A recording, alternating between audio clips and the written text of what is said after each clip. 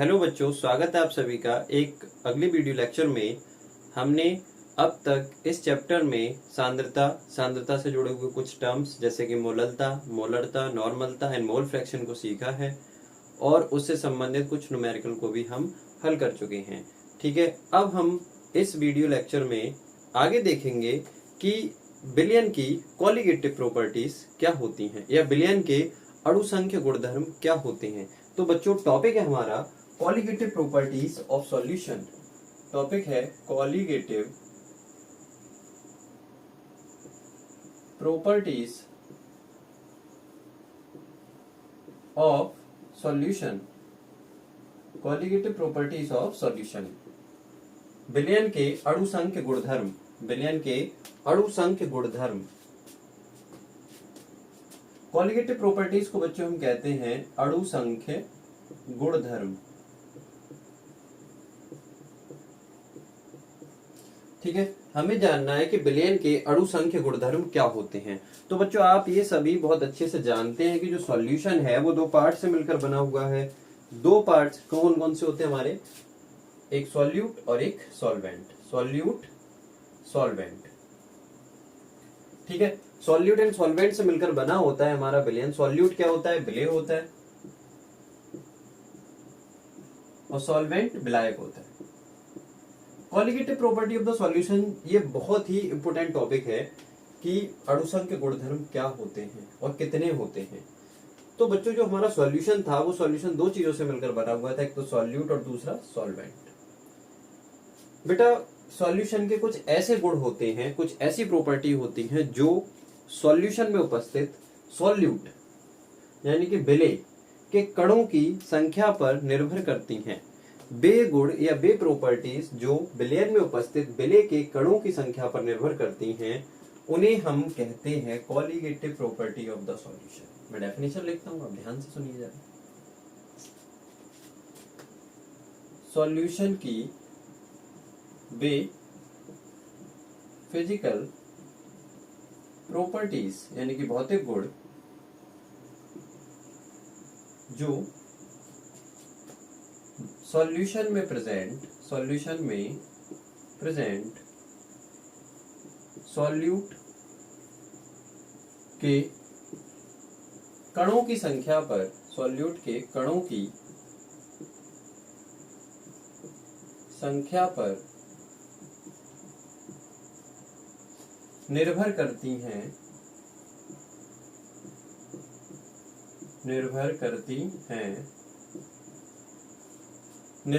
हैं, उन्हें हम कहते हैं कॉलिगेटिव प्रॉपर्टी ऑफ सॉल्यूशन। यानी कि वे प्रॉपर्टीज जो सॉल्यूशन में उपस्थित सॉल्यूट के कणों की संख्या पर निर्भर करती हैं, उन्हें बिलियन की कॉलिगेटिव प्रॉपर्टी कहा जाता है।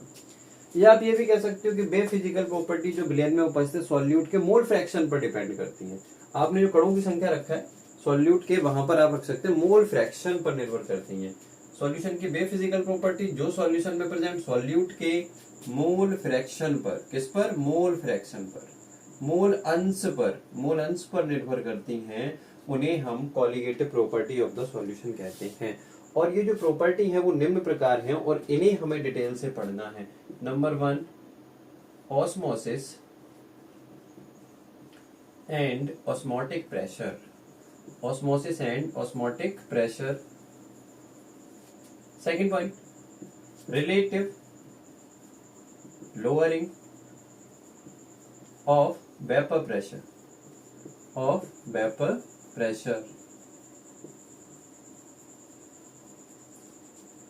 तीसरी कॉलिगेटिव प्रॉपर्टी है एलिवेशन ऑफ बॉइलिंग पॉइंट।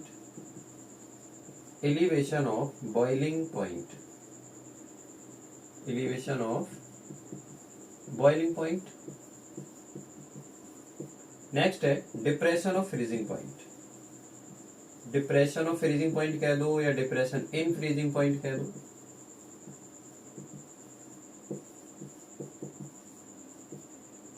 ठीक है बच्चों, हमें सिलेबस में या इस चैप्टर के अंदर इन 4 कॉलिगेटिव प्रॉपर्टी पर बहुत ज्यादा डिटेल में स्टडी करनी है और इन्हीं से न्यूमेरिकल पूछे जाते हैं।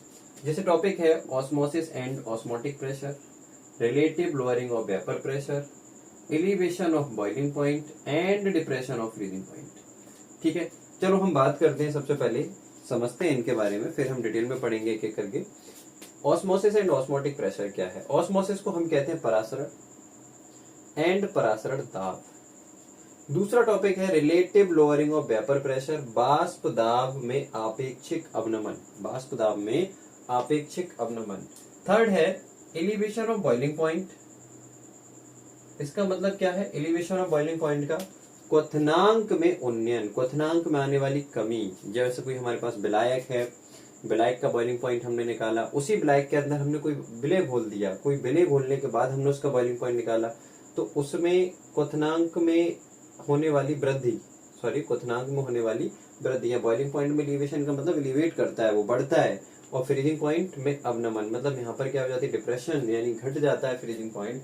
तो क्वथनांक में होने वाली वृद्धि या हिमांक में होने वाली कमी या बाष्प दाब का अपेक्षिक अवनमन एंड परासरण दाब और परासरण, ये सभी जो टॉपिक हैं वो टॉपिक कॉलिगेटिव प्रॉपर्टी से रिलेट करते हैं और कॉलिगेटिव प्रॉपर्टी के अंदर ही हमें पढ़ना है। इन सबको बहुत ही ज्यादा डिटेल में स्टडी करनी है हमें, और साथ ही साथ इनके क्या करना है? न्यूमेरिकल्स को भी सॉल्व करना है।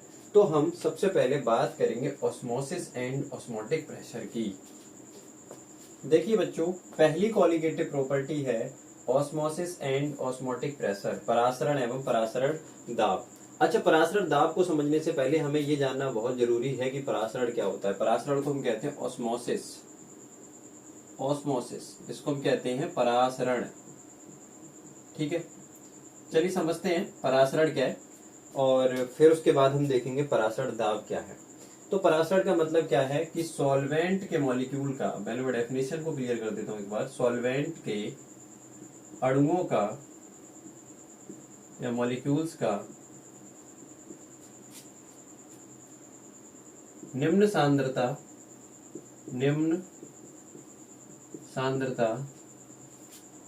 के विलयन से,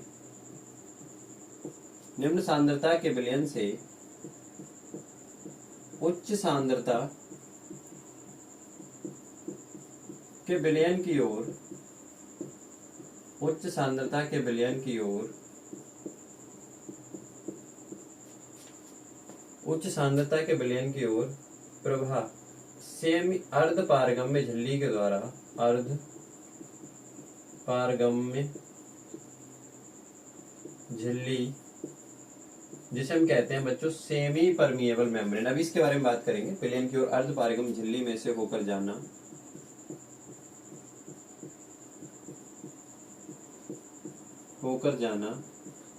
परासरण कहलाता है, परासरण कहलाता है। ठीक है, पॉइंट कह रहा है कि सॉल्वेंट के अणुओं का निम्न सांद्रता के विलयन से उच्च सांद्रता के विलयन की ओर अर्ध पारगम्य झिल्ली, अर्ध पारगम्य झिल्ली को हम कहते हैं सेमी परमिएबल मेम्ब्रेन। क्या कहते हैं? Semi permeable membrane. ठीक है, इस झिल्ली में से होकर जाना परासरण कहलाता है। चलिए परासरण को हम समझते हैं। जस्ट सपोज दैट एक कंटेनर है हमारे पास और इस कंटेनर को हमने दो भागों में बांट दिया with the help of SPM. हमने यहाँ पे एसपीएम लगा रखी है, that is called semi permeable membrane. ठीक है, सेमी परमेबल मेम्ब्रेन। अब हमने इस एसपीएम से दो पार्ट डिवाइडेशन कर दिया, उसके बाद पार्टीशन लगा दिया। उसके बाद क्या हुआ? हमने दोनों तरफ सॉल्यूशन को भरा। यहाँ पे भी सॉल्यूशन है सपोज दैट, और यहाँ पर भी विलयन है। अब होगा क्या? ये जो हमने विलयन लिया है दोनों तरफ सॉल्यूशन को ले रखा है, लेकिन डिफरेंस बस इतना है कि इस विलयन की सांद्रता जो है वो उच्च है, ये उच्च सांद्रता का विलयन है, और ये जो विलयन है इस विलयन की सांद्रता जो है बच्चों वो निम्न है। सांद्रता क्या है? कम है।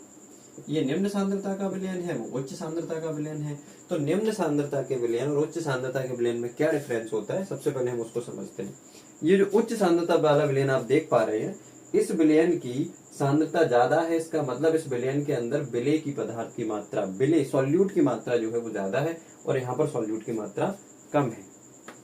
निम्न सांद्रता के विलयन का मतलब यह है कि सांद्रता यानी कि विलेय के पदार्थ की मात्रा कम और उच्च सांद्रता का मतलब है विलेय के पदार्थ की मात्रा ज्यादा।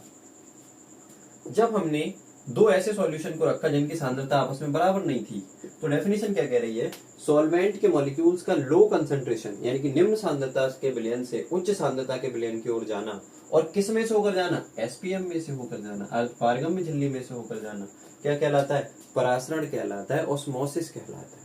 ठीक है, यानी कि जो विलयन है, जो निम्न सांद्रता वाला जो विलयन है, यहां से सॉल्वेंट के कण उच्च सांद्रता के विलयन में जाना स्टार्ट कर देंगे।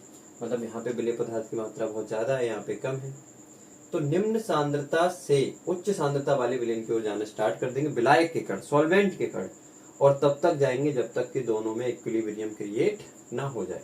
ठीक है, इस प्रक्रिया को हम क्या कहते हैं, इस प्रक्रिया को हम कहते हैं परासरण।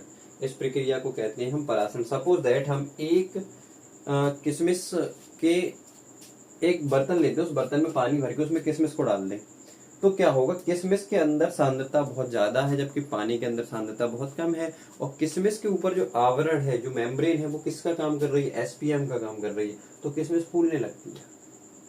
इसका मतलब क्या होता है कि निम्न सांद्रता वाले विलयन से उच्च सांद्रता के विलयन की ओर कौन प्रवेश कर गया, विलायक प्रवेश कर गया, और किसके द्वारा, एसपीएम की हेल्प से। और वही प्रक्रिया क्या कहलाती है, हमारी परासरण कहलाती है। इसे ही हम कहते हैं बच्चों ऑस्मोसिस। अब हम बात करेंगे सेमी परमेबल मेम्ब्रेन की। सेमी परमेबल मेम्ब्रेन क्या होती है, तो चलिए पहले सेमी परमेबल मेम्ब्रेन देखते हैं, फिर हम आगे बढ़ते हैं। सेमी परमेबल मेम्ब्रेन को हम कहते हैं एसपीएम। ठीक है, एसपीएम या अर्ध पारगम्य झिल्ली, एसपीएम। तो बेटा एसपीएम एक ऐसी मेम्ब्रेन जो अपने अंदर से सॉल्वेंट के कणों को जाने देती है, पास हो जाने देती है, लेकिन सॉल्यूट के कणों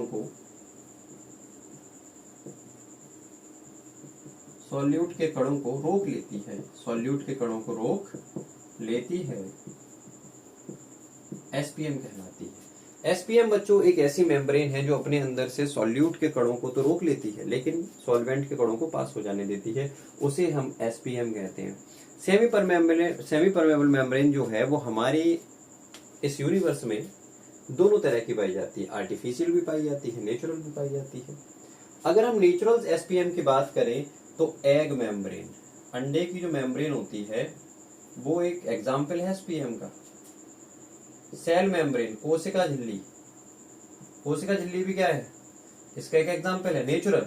गॉट ब्लैडर, बकरे की आमाशय, गॉट ब्लैडर जो होती है वो भी इसका एक एग्जाम्पल है। तो ये सभी जो एग्जाम्पल आप देख रहे हो वो क्या है, नेचुरल एसपीएम है जो नेचर में पाई जाती है। नेचुरल एसपीएम, प्रकृति में पाई जाने वाली एसपीएम। ये एसपीएम एक ऐसी एसपीएम है जो अपने अंदर से सॉल्यूट के कणों को रोक के रखेंगी और अपने अंदर से किसको पास हो जाने देंगी, सॉल्वेंट के कणों को ये बाहर निकल जाने देंगी। अगर हम बात करें कि आर्टिफिशियल मेम्ब्रेन क्या है, मानव निर्मित मेम्ब्रेन क्या है, तो कैल्शियम फॉस्फेट, ठीक है, CH3PO4 का ट्वाइस, और कॉपर फेरोसाइनाइड, ये क्या है, आर्टिफिशियल मेम्ब्रेन है।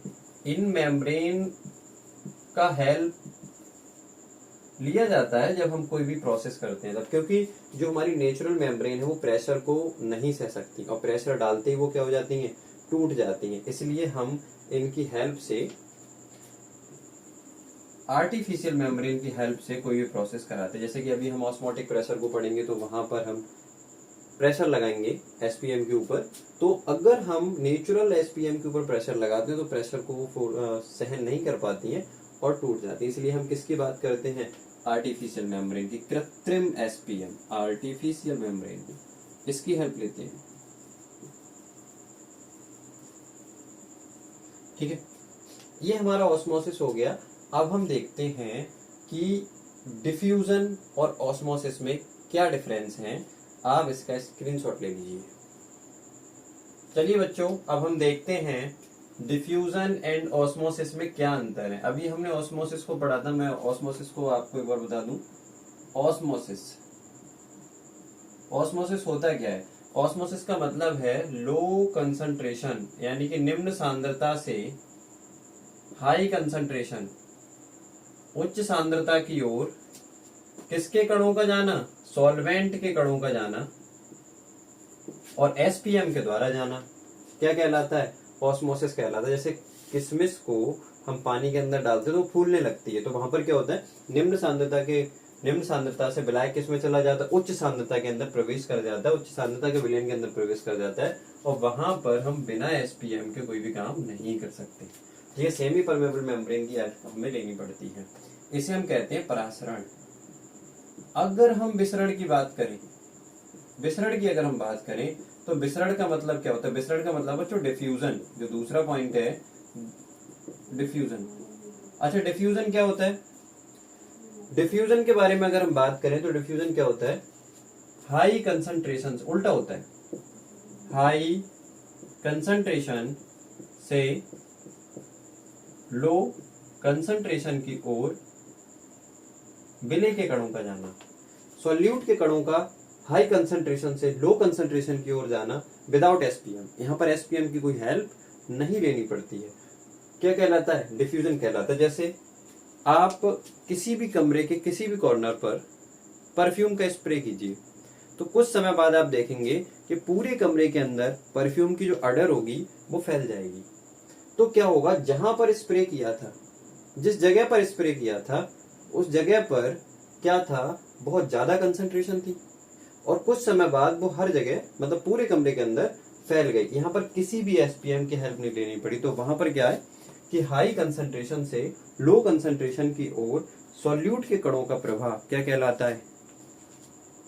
ऑस्मोसिस, सॉरी, डिफ्यूजन कहलाता है। अब हम अंतर की बात करते हैं, दोनों के बीच में क्या डिफरेंस है वो देखते हैं।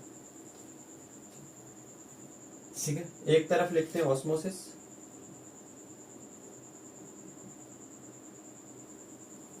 और इधर डिफ्यूजन। तो बेटा ऑस्मोसिस का मतलब है इसमें एसपीएम की जरूरत पड़ती है, होती है। यहां पर बिना एसपीएम की ये प्रक्रिया पॉसिबल नहीं है। ऑस्मोसिस को आप बिना एसपीएम के नहीं करा सकते। और इसमें क्या है, इस प्रक्रिया में या इस प्रोसेस में एसपीएम की जरूरत नहीं होती है, एसपीएम की नीड नहीं होती।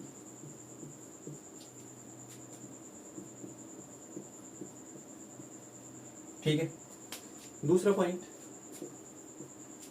लो कंसंट्रेशन से, लो कंसंट्रेशन का मतलब निम्न सांद्रता से हाई कंसंट्रेशन की ओर, हाई कंसंट्रेशन की ओर सॉल्वेंट के कणों का जाना, सॉल्वेंट के कणों का प्रवाह, सॉल्वेंट के कणों का प्रवाह ऑस्मोसिस कहलाता है। इसमें क्या होगा, हाई कंसंट्रेशन से, हाई कंसंट्रेशन से लो कंसंट्रेशन की ओर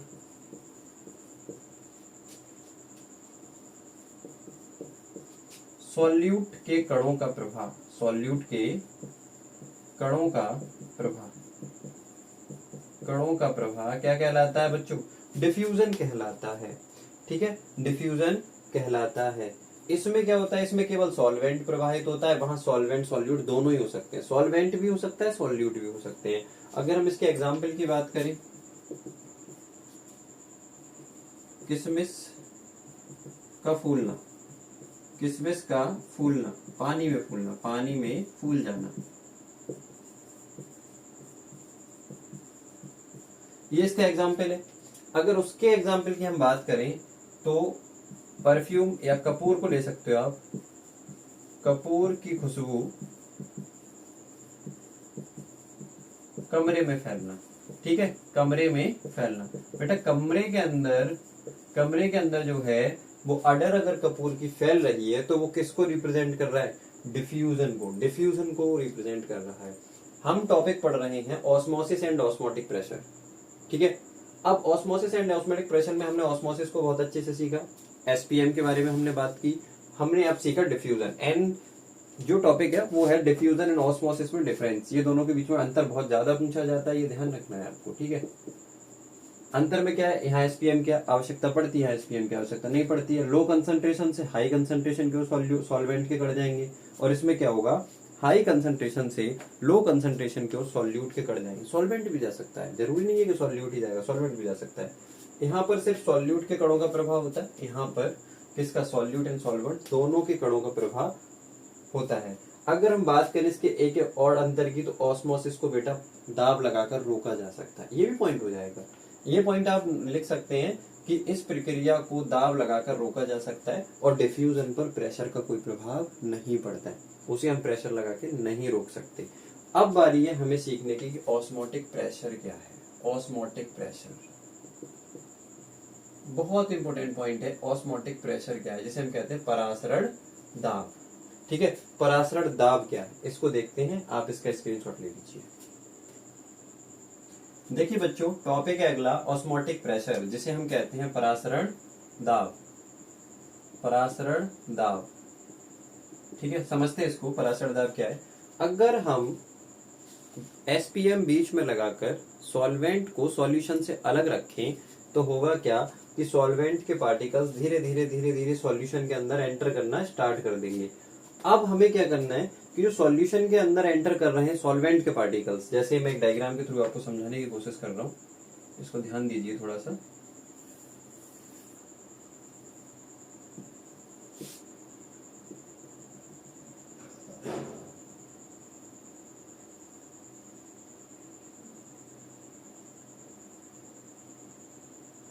ठीक है, ये यहाँ पर हमने भरा है सॉल्यूशन और यहाँ पे है सॉल्वेंट। मैं रफली डायग्राम बना रहा हूँ।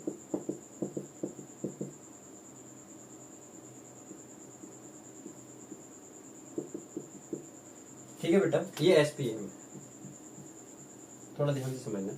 होगा क्या कि जब हम एसपीएम के द्वारा सॉल्वेंट और सॉल्यूशन को अलग करेंगे, सॉल्वेंट क्या है, इसकी सांद्रता कम है, सॉल्यूशन की सांद्रता ज्यादा है क्योंकि यहाँ पे सॉल्यूट होगा, तब क्या होगा, सॉल्वेंट के पार्टिकल्स इधर आना स्टार्ट कर देंगे, इसके अंदर स्टार्ट कर देंगे एसपीएम में से सॉल्यूशन की ओर आना। तब क्या होगा, हम सॉल्यूशन के ऊपर बाहर से एक प्रेशर लगाएंगे, और प्रेशर लगाने से, जितने प्रेशर लगाने से ये सॉल्वेंट के पार्टिकल्स इधर आने से रुक जाए, उतने प्रेशर को ही हम कहेंगे ऑस्मोटिक प्रेशर। ठीक है, तो ऑस्मोटिक प्रेशर की डेफिनेशन क्या होगी, पहले तो डेफिनेशन को क्लियर करते हैं।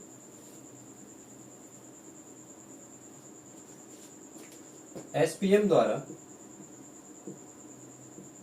द्वारा किसी सॉल्यूशन को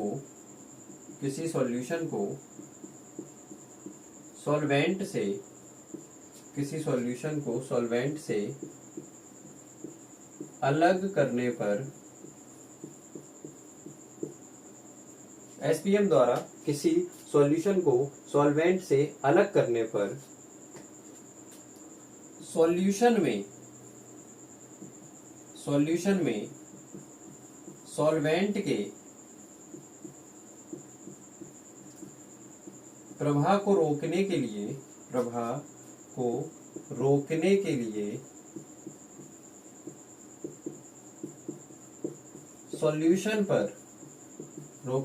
सॉल्यूशन पर लगाया गया एक्सटर्नल, बाहर से मिनिमम, कम से कम external minimum pressure osmotic pressure कहलाता है। क्या कहलाता है बच्चों, ऑस्मोटिक प्रेशर कहलाता है, ऑस्मोटिक प्रेशर कहलाता है। चलिए डायग्राम की हेल्प से हम इसको समझते हैं। अभी जैसे डायग्राम बनाया था उसको मैं दोबारा बनाता हूँ। क्या है बेटा, हमने एसपीएम के द्वारा अलग कर दिया सॉल्वेंट एंड सॉल्यूशन को। यहाँ पर हमने ले लिया बच्चों सॉल्वेंट और इधर सॉल्यूशन। बीच में एसपीएम लगा दिया,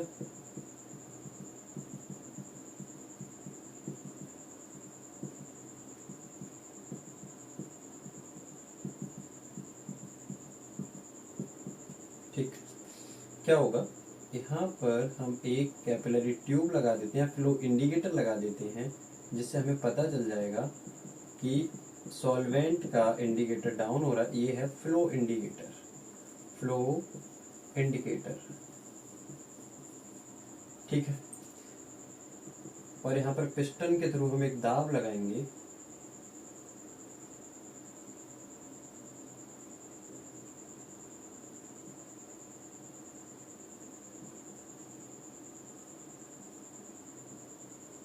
पिस्टन, पिस्टन का काम क्या है, दाब को लगाना, ठीक है। होगा क्या, जैसे बेटा हम एक एसपीएम से सॉल्वेंट और सॉल्यूशन को अलग करेंगे, सॉल्यूशन की कंसंट्रेशन ज्यादा है, सॉल्वेंट की कंसंट्रेशन कम है, तो क्या होगा, एसपीएम में से सॉल्वेंट प्रवेश कर देगा, किधर आना, यहाँ पर ऑस्मोसिस की प्रोसेस स्टार्ट हो जाएगी, विसरण परासरण स्टार्ट हो जाएगा। तो सॉल्वेंट के जो पार्टिकल होंगे वो पार्टिकल सॉल्यूशन में आना धीरे धीरे स्टार्ट कर देंगे, जिससे यहाँ पे सॉल्वेंट का इंडिकेटर डाउन होने लगेगा। जब सॉल्वेंट इधर आएगा तो डाउन होने लगेगा, जिस समय ये पता चल जाएगा किसकी प्रक्रिया स्टार्ट हो गई, ऑस्मोसिस की। तब हम क्या करेंगे, विलयन पर बाहर से एक प्रेशर लगाएंगे, बाहर से जो प्रेशर लगाएंगे एक्सटर्नल मिनिमम, कम से कम जो प्रेशर लगाएंगे, जिससे ये प्रक्रिया को रोका जा सके। ऑस्मोसिस की प्रक्रिया को रोकने के लिए जो दाब लगता है, जो प्रेशर लगता है, उसे ही हम ऑस्मोटिक प्रेशर कहते हैं। इसकी दूसरी डेफिनेशन ये भी लिख सकते हैं कि ऑस्मोसिस प्रोसेस को रोकने के लिए, जो ऑस्मोसिस हो रहा था उसको रोकने के लिए बाहर से लगाया गया कम से कम दाब क्या कहलाता है, ऑस्मोटिक प्रेशर कहलाता है। तो जैसी सॉल्वेंट इधर एंटर करने की कोशिश करेगा, इंडिकेटर डाउन होगा और ऑस्मोसिस की प्रोसेस स्टार्ट हो जाएगी, और हम बाहर से दाब लगाएंगे विलयन के ऊपर, जिससे क्या होगा, जो सॉल्वेंट हमारा अंदर आ रहा था वो रोक लिया जाएगा, वो रुक जाएगा अपनी जगह पर, और वही जितने प्रेशर पर ये प्रोसेस रोकी जाएगी उसी प्रोसेस को हम कहेंगे ऑस्मोटिक प्रेशर या परासरण दाब, ठीक है बच्चों। आप इसका स्क्रीनशॉट ले लीजिए।